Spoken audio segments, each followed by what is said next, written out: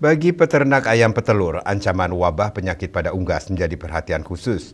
Untuk mencegah kerugian besar, para peternak di Buleleng kini meningkatkan kewaspadaan dan menerapkan perawatan ayam sesuai standar operasional prosedur.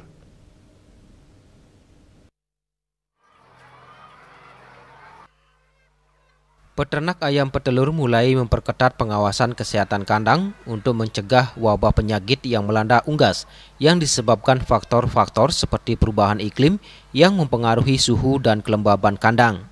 Seperti yang dilakukan salah satu peternak ayam petelur di Desa Kerobokan, Kecamatan Buleleng. Ia rutin melakukan penyemprotan disinfektan dan menjaga kebersihan area kandang.